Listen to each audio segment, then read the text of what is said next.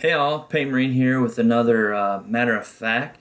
So now this is the big FAQ 2, the lowdown. So I'm going to go over the article they just released. Now they just released this today, September 28th. So this is the biggest FAQ of 8th edition since it's come out. So let's get into the article and then we will get into the FAQ. Now I'm only going to read the what they put in magenta text. Which are the big changes since the last FAQ. And I haven't even looked at this one yet. I haven't opened it, so I'm not even sure really. I guess if they've done that. Normally with FAQs, when they release new ones for like codexes, any additions or changes they'll put in that magenta color. But we'll see with this big one since this is a big FAQ. So since the launch of the latest edition of Warhammer, we've been committed to making this the most balanced and enjoyable version of the game ever. Working with our playtesters, tournament organizers, and you guys, we've been able to declare exterminatus on loopholes and unintended interactions, leading to a more varied, interesting, and fun game than ever before. However, since our last balance update, we've had a whole load of new releases and a bunch of events to provide us with data, not to mention your feedback online. So then they have a picture, I'll try to put it up on the video here, of the errata schedule. So every year they're going to do a, let me save this real quick, a big FAQ in March, and then they have another one in September, so twice a year. And then they say whenever we release a codex, we'll release an errata shortly after. That being said, I'm trying to remember what the last codex they just released was. Oh, darn it, I can't remember. But because if I recall, there has not been an FAQ yet for that, and which was kind of interesting because a lot of people were kind of expecting that. Usually a week after. I think it was the Space Wolves Codex. Yeah. The Space Wolves Codex came out, and there was no FAQ that came out like a week later. So I guess they're, I don't know. Aside from the fact that they completely left out those, I think it was like warlord traits or some kind of like warlord type trait thing that they had to, basically in all the English versions, you had to download a PDF and print it out yourself, which was a bit ridiculous. But anyway. Today we're pulling the covers off the highly anticipated Big FAQ 2. We wanted to wait until the dust had settled from the Nova Open tournament to properly analyze our findings, and our aim has been to refine the balance of the game while making sure that all army lists and units you love are functional and powerful. Anyway, let's get into what you came here for. The new rules, we're covering 3 main areas in this Big FAQ update. New match play rules, new beta rules, general FAQs, and errata. You can download the latest FAQ and get various errata right now. Oops, let's go back. Right now, but if you want the key headlines, read on. Alright, so let me click over here. I'm going to... Oh, wow. What is that? 8/28? What is today? The 9th. So, interesting enough, they, unlike last time, here we go.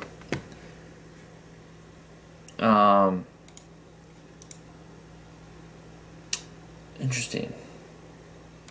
They have updated a large majority of the FAQs. Like I clicked over to the FAQ thing here, and they've got Warhammer Rulebook, Codex. Oh wait, not Codex Hargulan. That was a month ago. So Warhammer Rulebook was updated. Astra Militarum, Tau, Index Xenos 2, Codex Deathwatch, Codex Space Marines, Codex Blood Angels. Imperial Armor Index, Forces of the Adeptus Astartes, Codex Space Wolves, Dark Angels, Necrons, Index Xenos 1, Tyranids, Imperial Knights, let's see here, Imperial Armor Index, Astra Militarum, Craft Worlds, Death Guard, and then they have the big FAQ, and then Kill Team Core Manual. Let's see. Renegade Knights was updated. Chaos Demons was updated. And searching. Looks like that is it. So, very interesting. So they got most of the separate codexes updated as well. So as I had mentioned, they didn't update Space Wolves until they have now. Just quick rundown of things that did not change, at least according to this here. Harlequins, there's been no errata since their last one. And searching. Like a good majority of them did change. So Drukhari, the Dark Eldar, did not get a change. Adeptus Mechanicus, no change. The Imperial Armored Index Forces of Chaos, no change. Then we have Index Imperium 2, no change. Chaos Space Marines, no change. Thousand Suns, no change. Index Chaos, no change. And then Index Imperium 1, no change. No Adeptus Custodes change. And no Grey Knights change. So those are the ones that didn't change. Alright. So I will be making a lot of videos, it looks like, to cover the changes that happened in all these other ones. But we will head back over here to the wave tops in this article, and then we'll dive into the actual FAQ that, well, they call it the Big FAQ to 2018.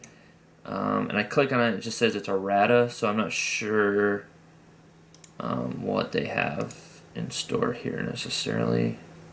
But we will definitely take a look. And alright, so back to the wave tops in the article. Soup is still off the menu. In the first big FAQ, we introduced Battle Brothers to the game, shiny new and ready to be tested. Having seen this rule weather a number of major tournaments and having gathered loads of feedback from around the community, we're happy to confirm that 1, it works pretty well, 2, it's leading to more interesting lists, 3, you guys really like it. As such, Battle Brothers is now a full-fledged official rule for match play, legal as of right now. We'll also be printing it in this year's chapter approved alongside a whole bunch of awesome stuff we can't tell you about just yet. Which, one thing, I don't think I mentioned it in my kind of Nova Open recap thing, but one thing they did mention in that, what was it, the Games Workshop preview, was that they're going to have a beta codex for the Sisters of Battle, or Adeptus Sororitas, in the new chapter approved. So there's going to be a whole codex in the chapter approved coming out at the end of this year, which is a beta codex for the Sisters of Battle, which is very interesting. So if you already have the models, then you'll have a beta codex to test out. If not, I don't think it's really going to push anybody to go out and buy them, knowing that Plastic Sisters are just on the horizon, so why buy all these old metal ones, unless you really like the sculpts. But I don't know if that's the only thing they're talking about with the awesome stuff that we can't tell you about, because they did mention it. I don't know if they're just kind of, they've got other stuff going on. So, balance review. While Battle Brothers is the biggest change to the rules in FAQ, we've also taken the chance to make a host of balance tweaks and adjustments to units. With Chapter Approved coming December, we're not making any points changes in this big FAQ. Instead, we're looking at stratagems and command points, as well as providing some errata and answers to your most commonly asked questions. So no point changes. I was kind of interested to see with all those changes to all the codexes if there were point changes, but I guess that will be coming in the chapter approved. But they made changes to stratagem and command points, which was interesting. Stratagems. Stratagems have been a core element of the current edition, offering a rich tactical layer to the game and bringing unique abilities of each faction to the tabletop as never seen before. When attending major competitive events, we noticed a few combos based around certain stratagems dominating, like the so-called Smash Captain. A lot of people have figured a Smash Captain nerf of some kind would be coming down the road, so we'll see. Or Imperial Knights using the Order of Companions As such, we're upping the command point cost of several stratagems in order to limit the number of times they can be used in a single game and to balance their use.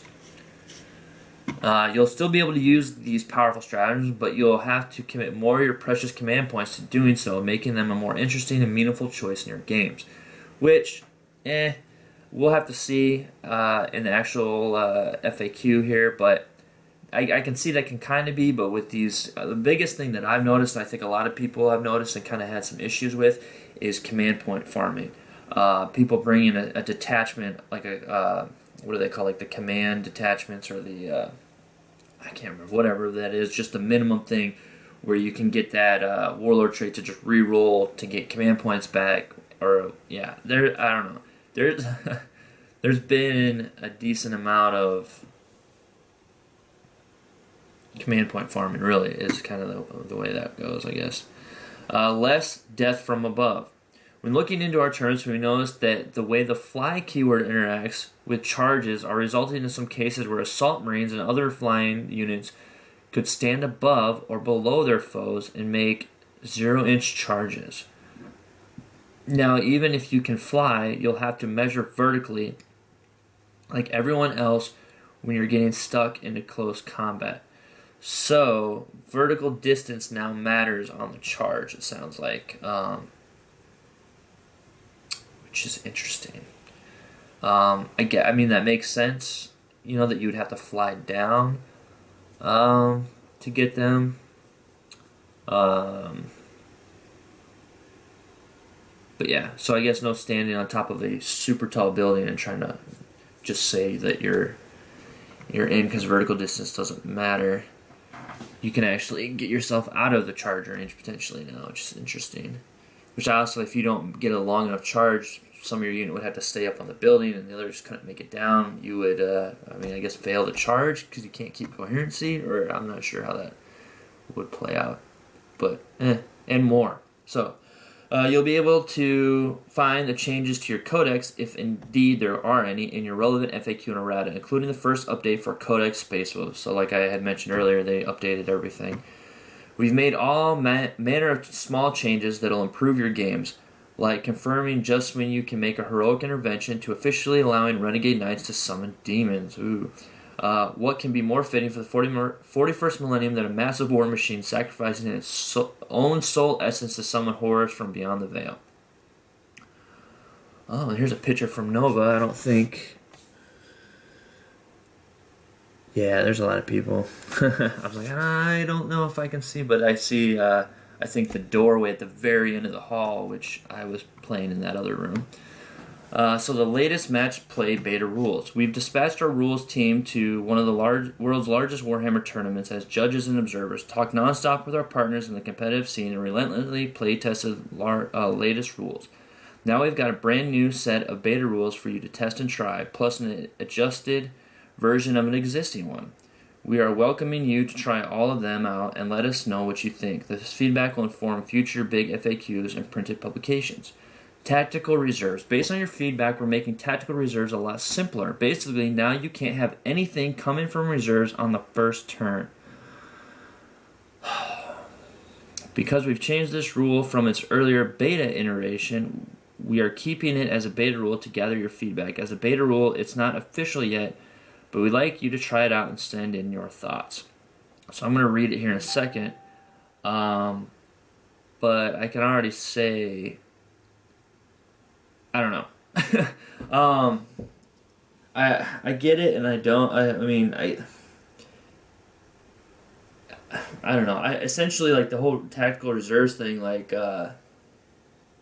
with the original beta rule, I don't see what the issue was with, if it comes in first turn, it has to come in your deployment zone.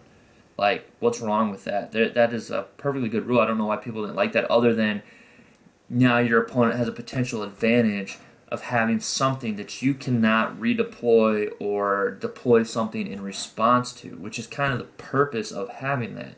I'm not the biggest fan of this nothing coming in first turn. I understood the change before with, it was too powerful to be able to just come in anywhere on the board first turn. so I like the change of, like, unless you have like one of those special stratagems, you have to redeploy.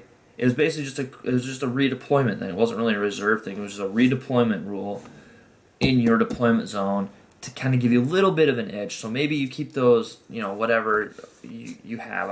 I'm trying to think of whatever, but you put something in your reserve, and you then are able to redeploy them in your deployment zone, which I like, because, like I said, it kind of, for those that are essentially kind of like a glass cannon or whatever you want to say, glass hammer, where, like, if they have like one trick that their army can do, and if they can get it off, they're probably going to win or going to give themselves a better chance. But otherwise, yeah. Because I can tell you now, like, the way I play my Star Commanders with the Raven Guard chapter tactics, they're pretty much a one-trick pony. Like, with that Strike from the Shadow stratagem, I have 2 units usually. If I have them, I always will at least have my Hellblasters, and depending upon the points of the whatever the game, I may have a unit of aggressors.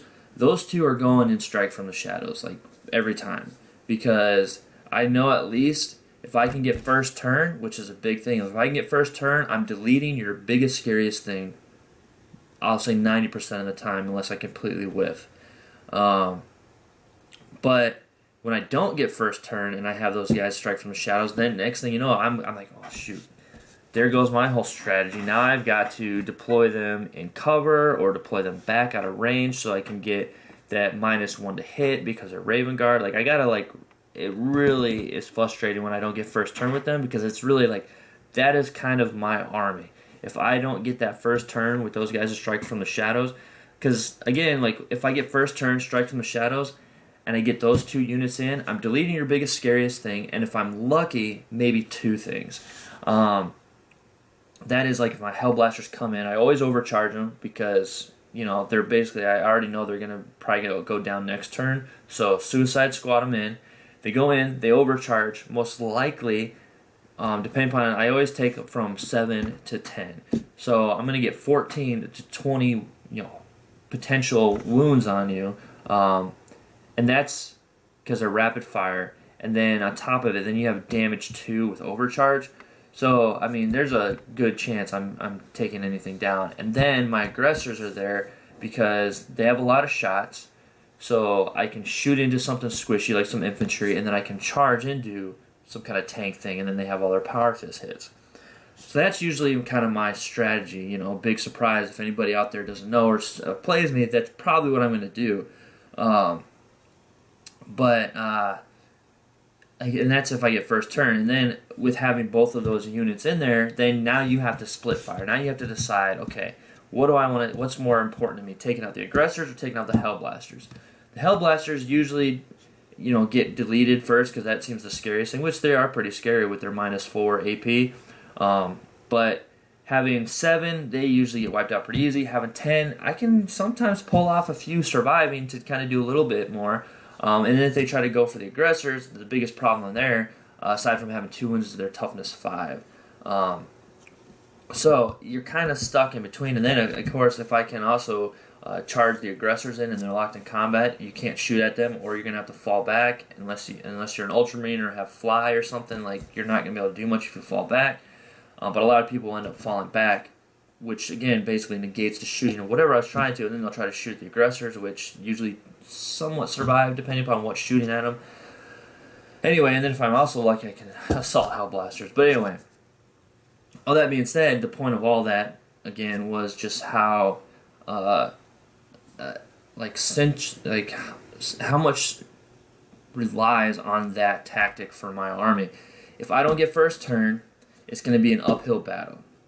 And if I also get first turn and I just completely whiff, it's going to be an uphill battle because they're going to they'll probably focus fire on one or the other and take them out, and then the other one will only last a little bit while the rest of my army is trying to catch up, and the rest of my army usually isn't much. With an all-Primaris force, the points are high, there's not a lot to take. I could try to mix, but like I said, I'm trying to keep my army theme kind of a fluff that they're an all-Primaris chapter. So yeah, it just makes it really hard.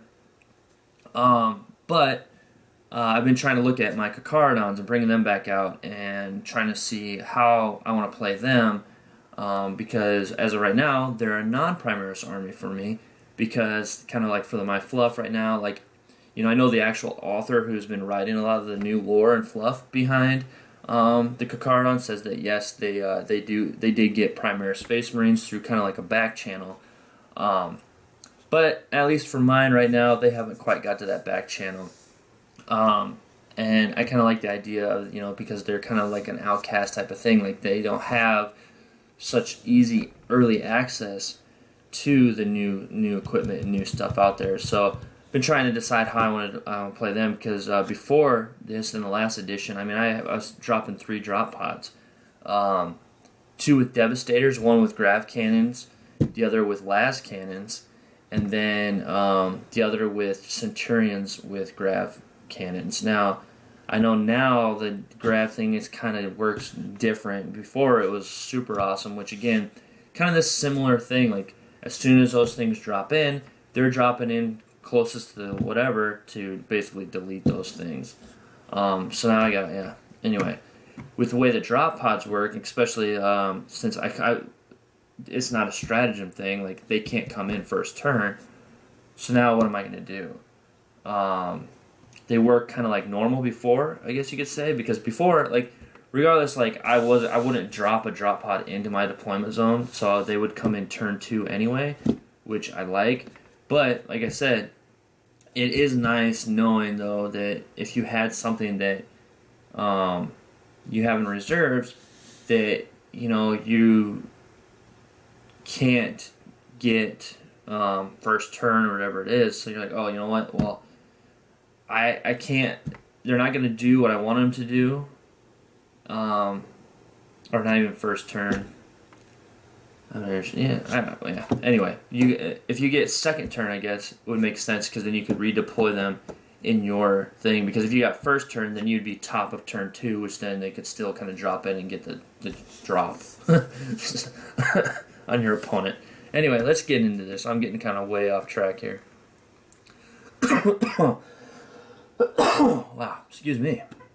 Alright, so, tactical reserves. Instead of being set up on the battlefield during deployment, many units have the ability to set up in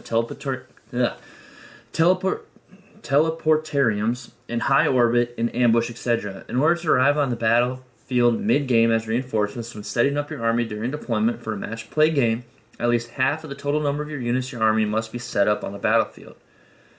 And the combined points value of all the units set up on the battlefield during deployment, including those embarked within transports that set up, must be at least half your army's total points value, even if the unit in your army is an ability that would allow them to be set up elsewhere. So that seems a little bit different, because I think it was power level before. At least half your power level has to be on the board, but now it's more specifically half your points level. So, all right. Furthermore, in match play games, units that are not placed on the battlefield during deployment in order to arrive on the battlefield mid-game as reinforcements cannot arrive on the battlefield during the first battle round.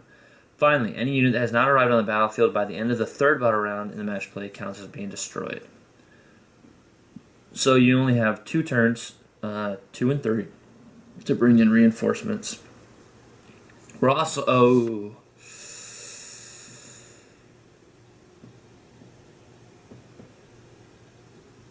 What? I don't know if I like this. We're also changing some stratagems slightly so they still work with the new rule options. Like the Alpha Legion's forward operative and the Raven Guard strike from the shadows now take the form of a free move at the beginning of the game.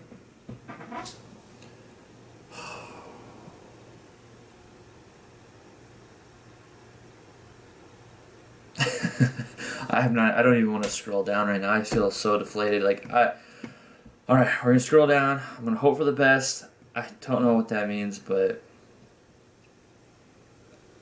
Okay, it's not... I gotta look into the thing. If Strike from the Shadows means, like, oh, I get to move a unit before like a scout move or something like that, is so... That's a nerf. That is a huge nerf if that's what that is. That is gonna make me so angry. Alright, let's see. We'll see. And it's, don't worry, Genestealer cult players, we haven't forgotten about you. While you're no longer exempt from this rule, rest assured you'll be taking it into account during the deployment of your codex. So there's confirmation, Genestealer cult codex is coming. Alright, fail to prepare, prepare for failure.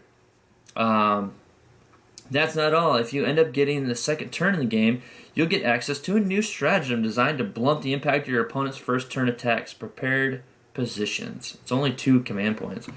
Prepared positions. A player who has second turn in the first battle round has access to the following stratagem.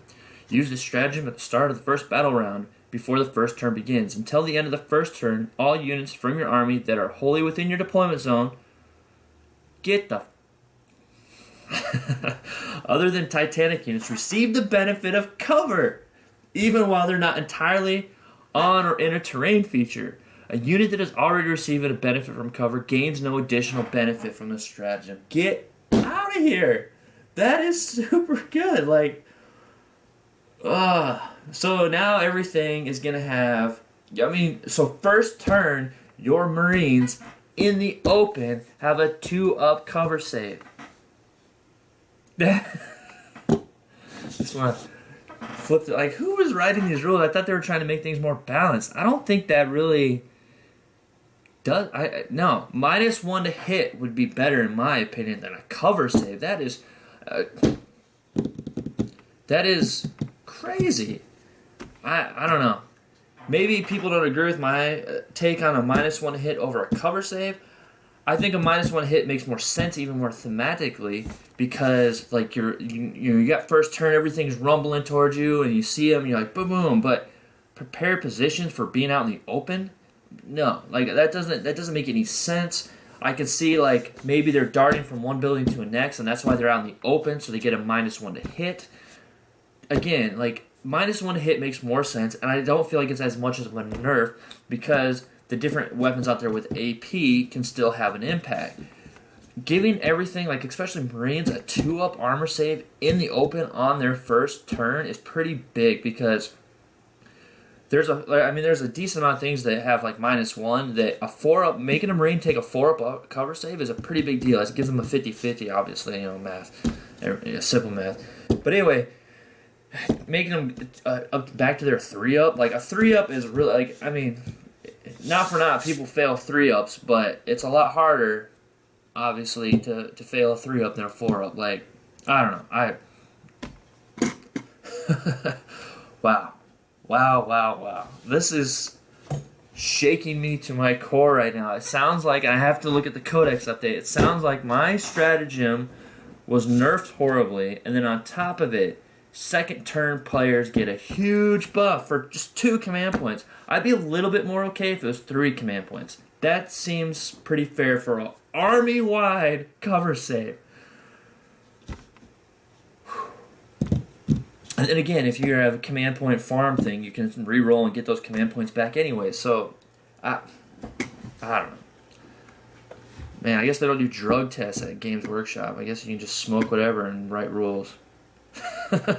Sorry, I'm not like this is very crazy to me.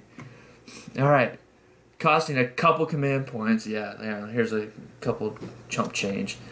This stratagem puts every unit in your army cover on the first turn, provided they're not Titanic. If you're willing to give up a couple command points, you'll be able to avoid getting caught on the back foot. While armies with cover ignoring mechanics like Imperial Fist and Iron Warriors now have a neat tactical niche. Yeah. Okay. Restraint is a virtue. The final beta rule we're adding to the game is designed to put some tighter controls on generating command points mid-game. The only thing you should be farming is skulls of your enemy. Okay, so we'll see how this goes, since I just was talking about that last one, like potentially getting those back. We'll see here. There's tactical restraint. There are several warlord traits, relics, and abilities that give you a chance to gain or refund command points when your opponent either uses stratagems or spend command points to use a stratagem. In match play games, each player can only gain or have refunded a total of 1 command point per battle round as a result of such rules, regardless of the source. This does not apply to the Moment Shackle or the Sevenfold Chant abilities, or to the player of the Twilight Warlord trait. In these cases, the ability Warlord trait can refund or gain the player more than one command point. The stratagem used costs 2 or more command points to use. But once any command points have been gained as a result of the rule, neither it nor any similar rule can be used to gain any more command points until the next battle round. Also note that this does not apply to command points that are gained or refunded as specifically instructed on stratagems, i.e. feeder, tendrils, agents of Vect, etc. Alright, so it's a little bit of a nerf. I mean, I say a little bit. I've never command point farmed myself, so I mean, this could be a pretty big nerf for those that do build their armies for command point farming. Yeah, so like I said, I'm not horribly familiar if this is a huge nerf. It sounds like a decent nerf. Only being able to get one command point per battle round is pretty significant, especially depending upon like how much your opponent or you do use command points. If you're a stratagem heavy army where you use a lot of stratagems and rely on getting those command points back, this is a pretty decent nerf. But like I said, there are a few exceptions that you can still get more than one. But as soon as you use that, whatever it is, you're only gonna get one command point back. So, tactical restraints limits the number of new command points you can generate or refund throughout the game through popular warlord traits, relics, and abilities like Kurov's Aquila. In match play games, using the tactical restraint beta rule, you can only ever generate or refund one new command point each battle round, with the exception of stratagems that specifically gain or refund a set amount of command points, like feeder tendrils and agents of Vect. Alright, the benefit of this is threefold. For one, you'll still be able to benefit from these relics and warlord traits, but they won't be exploitable through stacking. For another, it'll cut down on command point generation without harming players who have carefully constructed their lists. And finally, it allows for new builds using a wider variety of relics, warlord traits, and abilities, leading to a more diverse player field for everyone. Play the game, send us your feedback. You can use these rules yourself by downloading the facts, and we'll love to hear what you think. Let us get to working. Alright, so yeah. So that's the gist. Wow. I can't say that I'm exactly happy. I gotta look more into these to see if I am happy. Right now, I'm a little shocked at the potential changes here. Like, while that new second turn, whatever it's called, prepared position stratagem could potentially benefit me if I get turn 2, I don't know. I'm not sure. It definitely makes it more advantageous for me to have second turn, because as Raven Guard, I'm now -1 to hit and +1 armor save. So, that makes me super resilient. So, I guess in that aspect, if you're playing a Raven Guard person, I guess I could see where that -1 to hit would be super powerful for them, because now you're at a -2. Unless they put in there that it doesn't stack. That'd be the other thing is, because anything over 12 inches is a -1 to hit, right? And very rarely are you going to get anything within 12 inches on your first turn. It is possible. So the only thing I could see them doing is, it's a -1 to hit for your whole army unless you have a rule that already says it. However, also, it does give anything under 12 inches also a -1. So that being, like, if they had something that can get in kind of close somehow on first turn, they still have that -1 even though they're within 12. Like, I could see that being a little bit better. So, like, it doesn't stack, but it does benefit to anything that can potentially get closer. So, I don't know. I could see where then Raven Guard, like, I might have been like, oh, that sucks. I don't get any benefit of going second then. While true, I'd still prefer. Like I said, like, who knows, because that's not what happened. I may be just as irate, but I don't know. I'm not. Like I said, I would maybe be a little bit better if this was 3 command points. 2 just seems too low. It just doesn't seem enough. I don't know. And then this stratagem. I gotta find out what happened to my Raven Guard stratagem, if they really nerfed it bad. I'm not. Yeah. So after this, I'm gonna be making a multitude of videos. One covering the actual FAQ that they released, and then going through rule books, the codexes, and everything. So the next one that should come up after this will be the actual FAQ, the big FAQ PDF, and then I'll start knocking them out. I'm probably going to start with Space Marines, and I'm actually honestly, what's going to happen is after this, I'm going to jump into the Space Marines Codex, and do that FAQ video, and then I'll go into the FAQ. I'll upload the FAQ one first, and then get into and then upload the Space Marine one. But I gotta find out what happened to my Raven Guard tactics. Like, I gotta see what they did. Yeah. So, all right, everyone. Just stay tuned for all that. Again, thanks for watching. Like, share, subscribe, comment, everything. Just get involved. Let me know what you think about these new rules. And yeah, let's see how we're gonna go forward with all this. It's very interesting. So, all right. Again, thanks everyone. Till next time. Okay, I gotta jump right back in real quick. So I just was gonna look into the Codex Space Marines to see the changes that were made, but it's not in the Codex Space Marines. There's actually only one change. And it's only an FAQ in the Codex update for the Space Marines. But it's actually in the big FAQ PDF, which again is not very much, surprisingly, whatever. But yeah, so it's actually going to be in the big FAQ, the changes that they made to the stratagems. So, yeah, we will take a look at that in the next video, so definitely stay tuned for all that. But just wanted to FYI in case anybody's like searching for changes to stratagems and stuff, they are in the FAQ. And another thing I want to point out, as I'm looking here, there were certain Codex FAQ erratas that received no changes. However, in this FAQ, like one of those ones that stands out was Adeptus Mechanicus. There was no update to the FAQ errata on the page. However, in the actual big FAQ PDF, there is an Adeptus Mechanicus change to a stratagem. So definitely check out the FAQ to see if your army was affected, because it's not necessarily going to be in the FAQ errata. So, alright. Well, thanks again, and until next time, guys. And gals.